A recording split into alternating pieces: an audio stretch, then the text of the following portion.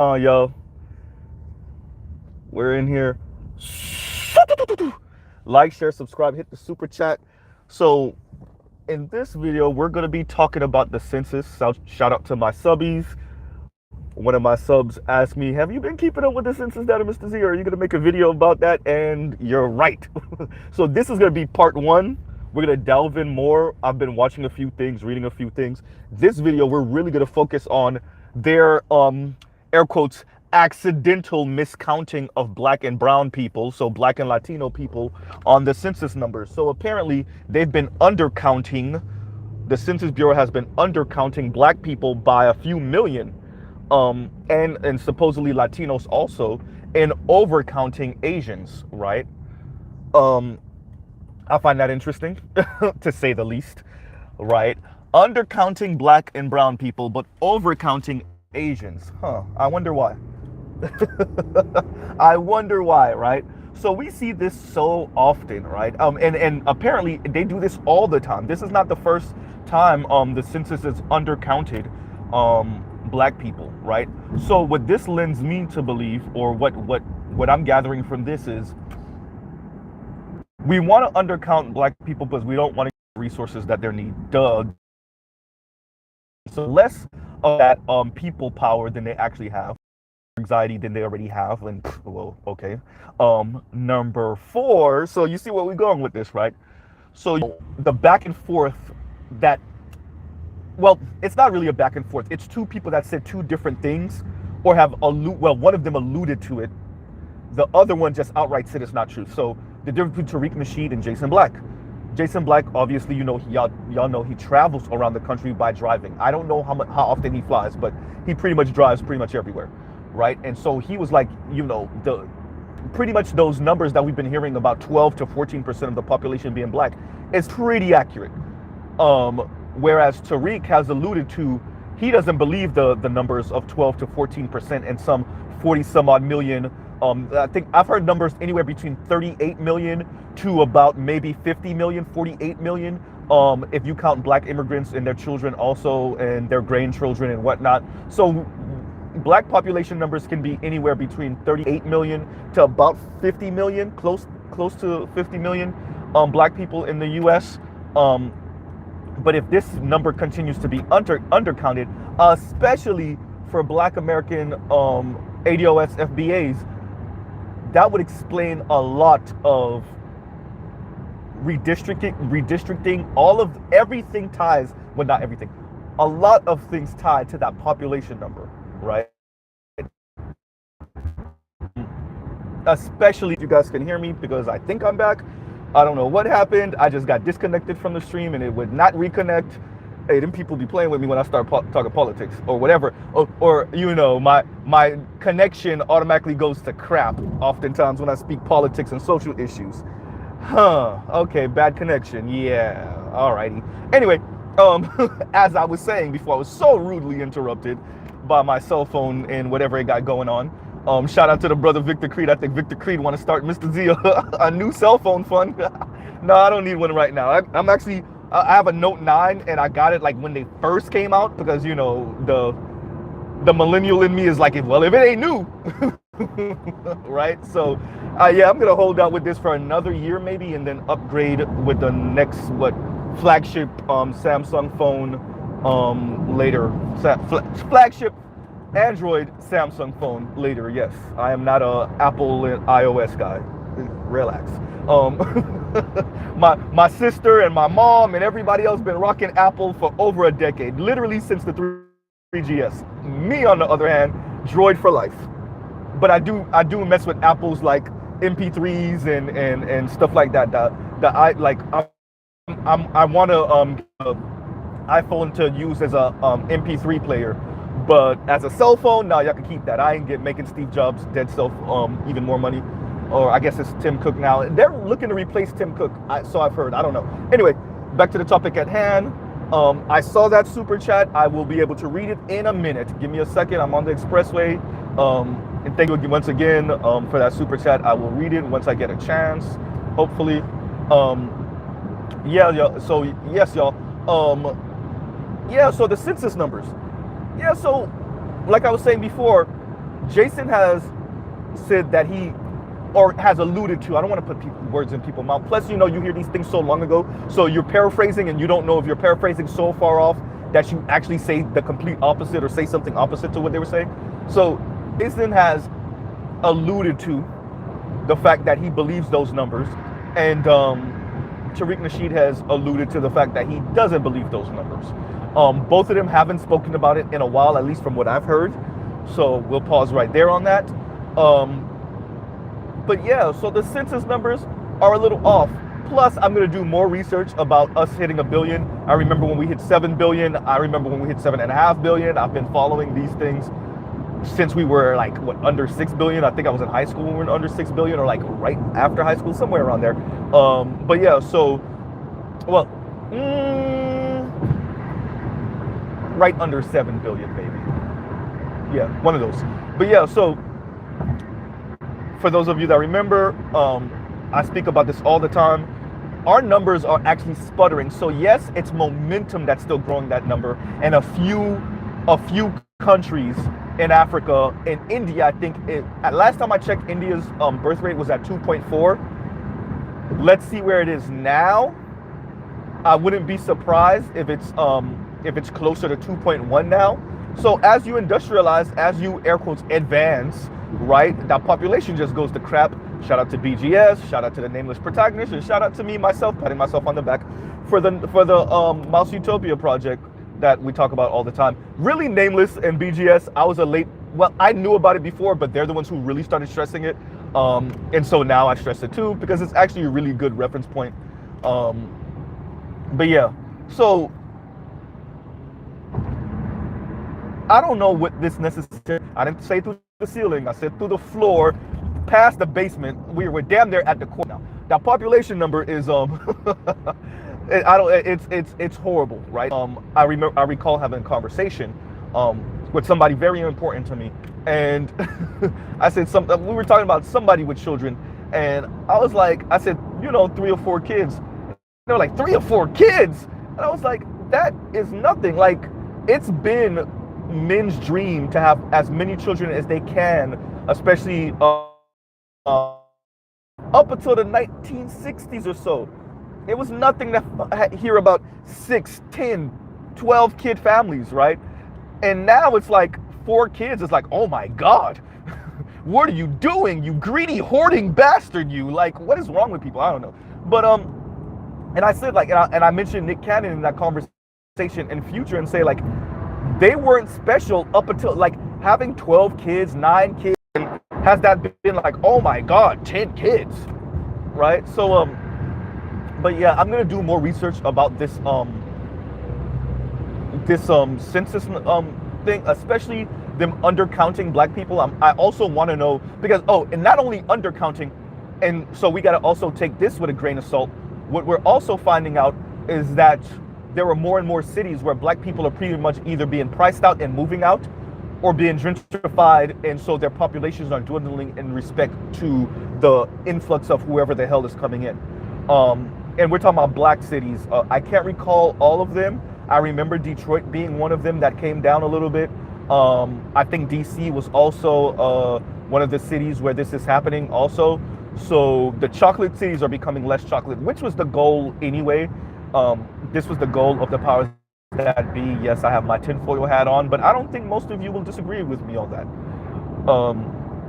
And the thing with this is, like, and when I say we have to wait, please understand what I'm saying. To have it legitimated, we usually have to wait some 3, 4, 5, 6 decades before these things become declassified, and then we can hear the politicians behind black people's back and saying some of the most egregious anti-black things about black people. I would like to direct you to Nixon and Reagan, and not the Watergate tape, but the tape of Reagan. This is before he was president. This, I think, is when he was governor of California. Him pretty much calling African leaders monkeys who think that shoes are too advanced or something like that. He said, pretty much mocking and insulting African leaders. This is once again before he was president. I don't think any of us, not a single person, even the conservative brothers, were at all surprised when that tape came out about Reagan and Nixon talking about black people like they were. Who was surprised? No one. not even like no one. There's no one. Okay. So, but I say that to say, you know, maybe we're gonna have to wait some 5 decades for them to declassify the fact that they were plotting on us in these major chocolate cities and finding ways to bring in immigrants or your good yuppie I was gonna say neoliberal, but it kind of doesn't apply here. But your good yuppie white people who see like gentrifying these things is kind of like a colonizing endeavor, right? Where they come in and they all the money that they told us they didn't have 2 decades ago, and how it just wasn't gonna work. And when you would go to City Hall and lobby, and no, we can't do that. Oh no, we can't beautify that park. Oh no, we can't fix that pothole in that road that's been there for like, I don't know, 2, 3, 4, 10 years. No, we can't fix that sidewalk. No, we can't build that YMCA center. No, and more no. All of a sudden, when the first group of like gentrifiers start coming into the black neighborhoods, all of a sudden, and then the cops start coming, and all of a sudden that tax money just cracks the wall and it just starts coming in. Interesting. So once again, you can actually tie that to census numbers too. So yeah, is Mr. Z, I know I'm rambling. I'm okay with rambling right now, but am I making any sense? Forget the ramble. Is Mr. Z making any sense? And thank you, ICIP13. What's going on, bro? IP always, I said this wrong. ICIP13. Thank you, brother. This brother always come in with the dub. Always. Trey Bentley, I agree with that 100%. Trey Bentley said, I am convinced H-1B visa is specifically anti-black. Bro, it's anti-black, it's anti-class, and it's cheap as hell.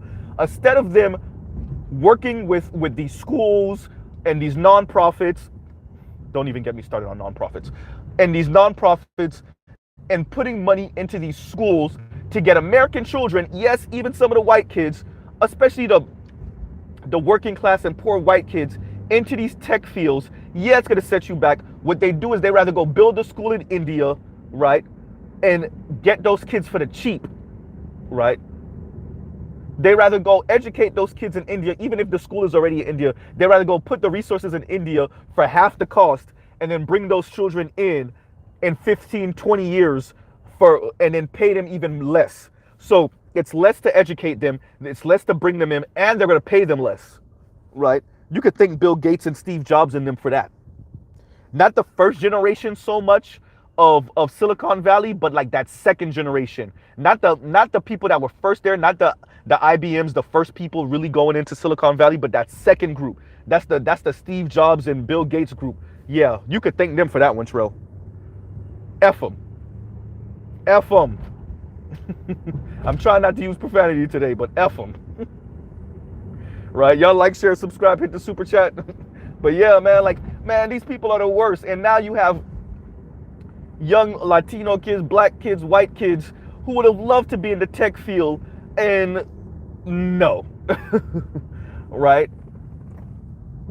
And plus, I mean, even in tech field, what I'm afraid of when it comes to tech, and it's gonna take a while for different parts of tech before this applies, so don't get frightened. Y'all already know Mr. Z and the way I speak. My thing is that we keep on sending our kids to STEM. Black people finally really get on the ball in significant number, and we really start sending our kids to STEM, and then there's no more juice in that orange. Right? And there's no more juice in that orange. And like some of the tech field is way out there before that starts happening. But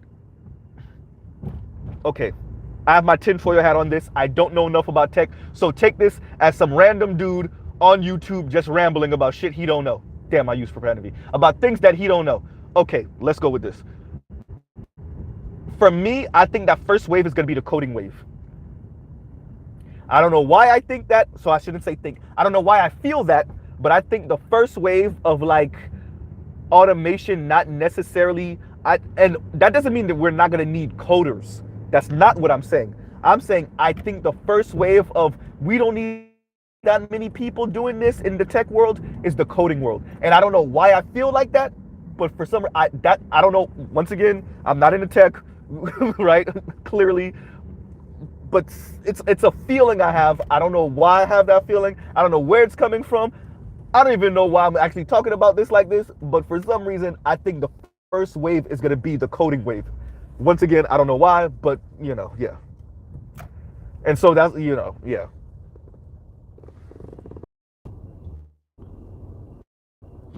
Yeah, so yeah.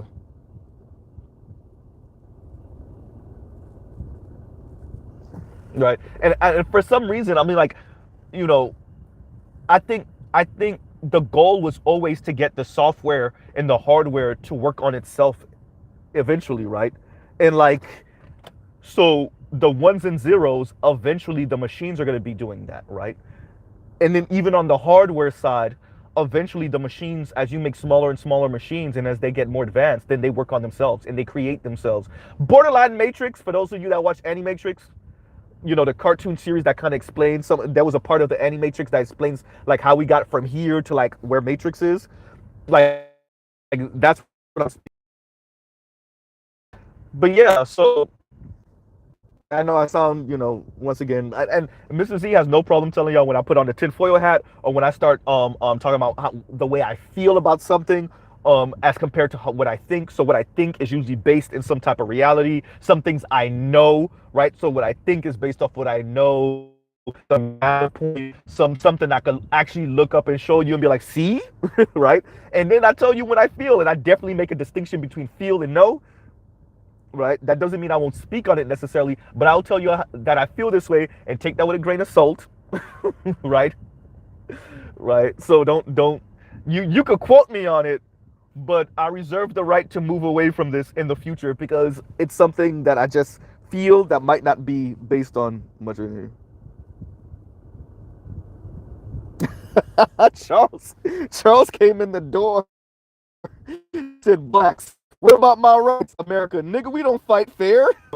One of the it was either a senator or a congress member when they were having an argument about the Panama Canal. For those of you that don't know, like the Panama Canal came out because something out, and I might be missing this a little bit, so if I'm not mistaken, and like it was some rebels in Panama, and the U.S. always was looking at that area to build a Panama Canal for shipping. So once the and this is on official paper, I would say they probably funded the rebels. But once the rebels kind of started getting a real foothold, America was one of the first, if not the first country to recognize that area as Panama.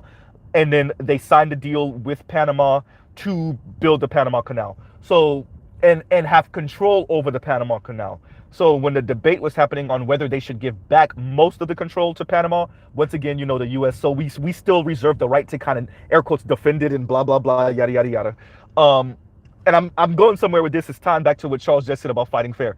And one of the Congress members or senators, I can't remember, said something along the lines of like, "We stole it fair and square." Right? We stole it fair and square, which is hysterical. Um, oh man. So yeah, that if that is not the most American saying ever, if that's not the most British, most European, I don't know why I'm breaking it down the country, the most European saying ever, we stole it fair and square. I, man, that statement alone pretty much sums up the past 600 years. The past 500 to 600 years, we stole it fair and square. I mean, how do you get more real than that? Right? That might be the realest statement ever. Right.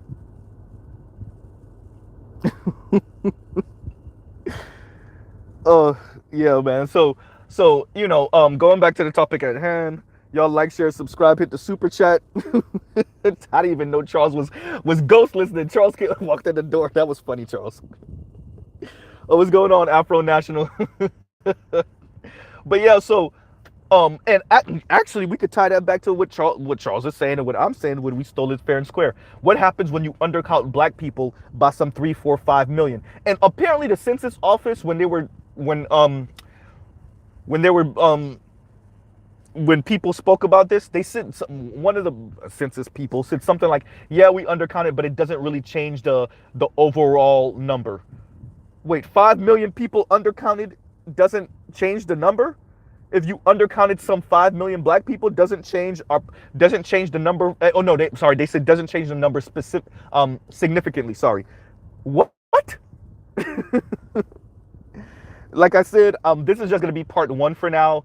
I will link certain, important videos in the description. I will definitely be making a part two way more in detail with way more resources. I'm gonna be watching and reading way more. Right, this is just me putting my big toe in the pool to see what the water looked like, and it looked like the same BS it's always been. It looked like the same BS it's always been. Anybody surprised by that? Of course you're not. Of course Mr. Z is not either. Right? So yeah, they playing with the numbers again. The math ain't mathing. That's why I call it their math.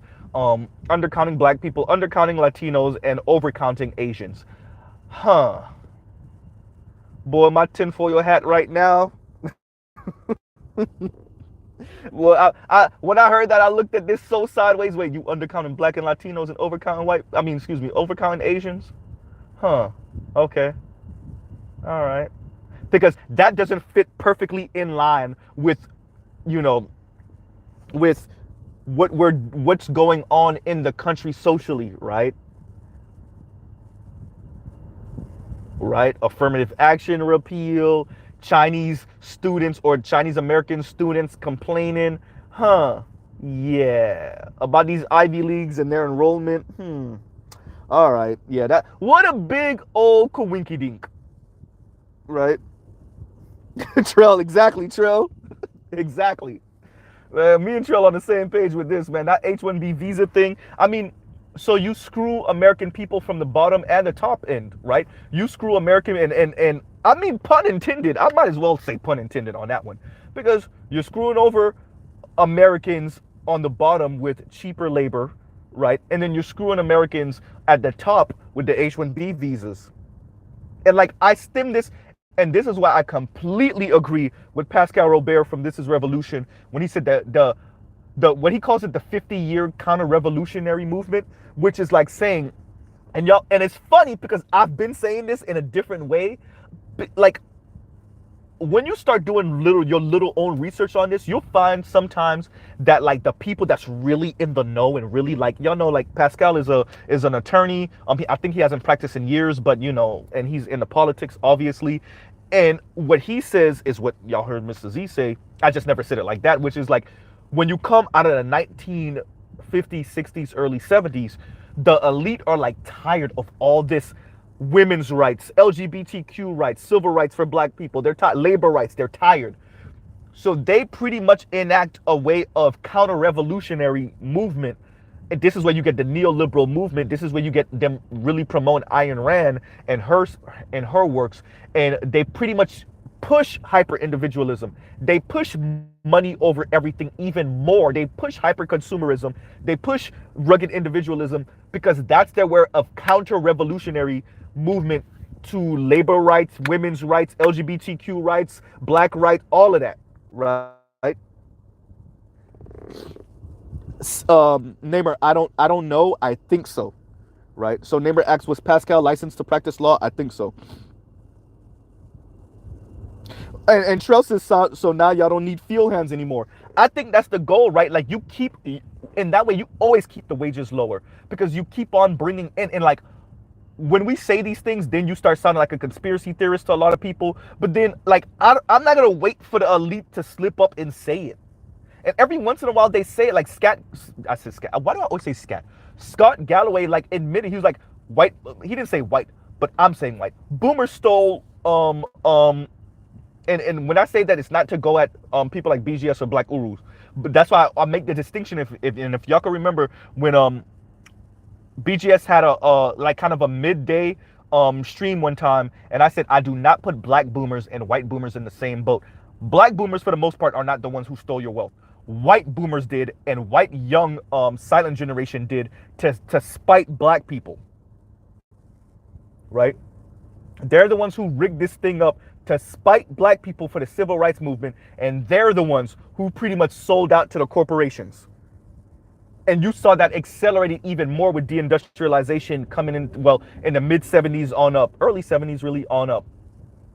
Definitely during the Reagan era. That's when you get Margaret Thatcher and Reagan selling out everything. And yes, I know Margaret Thatcher is an American. Right? Y'all like, share, subscribe, hit the super chat. Right? What's going on, Toya? I realized Toya was in here. Well, at least she was in here. I'm not sure if she still is. But yeah.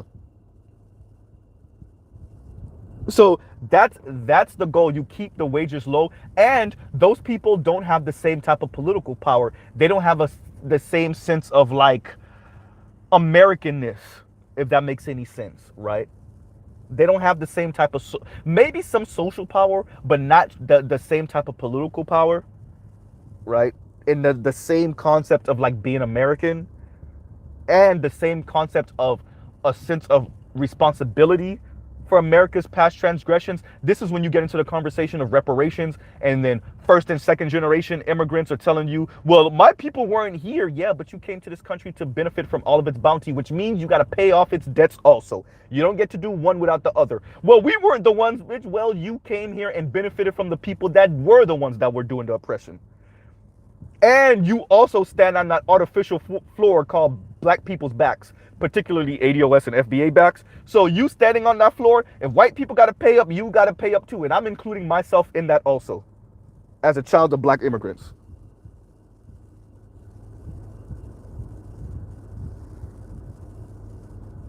Exactly, Namer. Namer says no, but you had Reaganomics in the U.S. While in the U.K. they had Thatcherism. Exactly. The two most notable names of neoliberalism,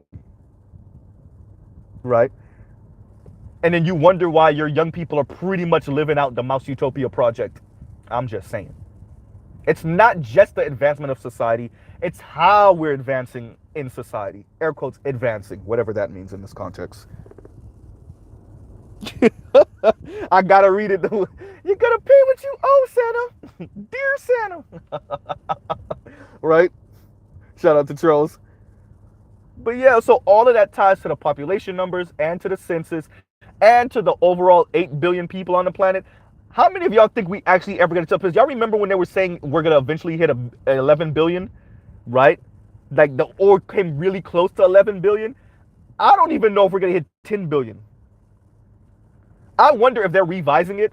I don't even know if we're going to ever hit 10 billion, right? Because we're advancing, air quotes, advancing so fast. And these underdeveloped countries are coming online so fast, and they're adopting more Western norms and concepts of family so fast. I don't know, right?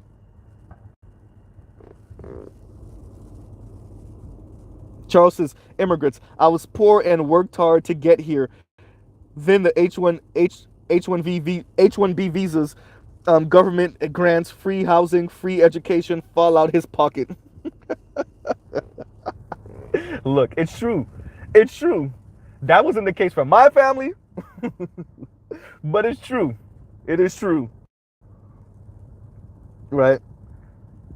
It's definitely true. And I've met those immigrant families or children of immigrant, definitely, but mainly immigrant families, where the kids are on free and reduced lunch, Latinos.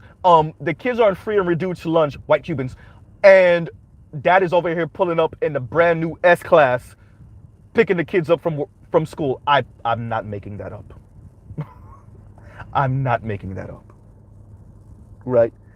Find the black immigrant. I'm not gonna say there's no black immigrants, but at least in South Florida, you'll be hard pressed, right, to find at least the Haitian immigrants where the children are on free and reduced lunch and Papa is pulling up in the goddamn new S class. Boy, they'd be on his head so tough and then deport his ass.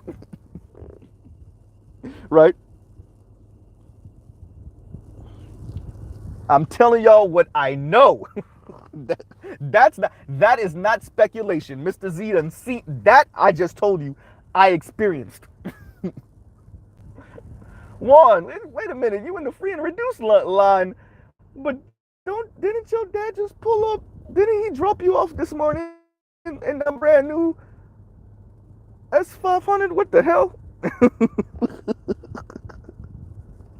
Right?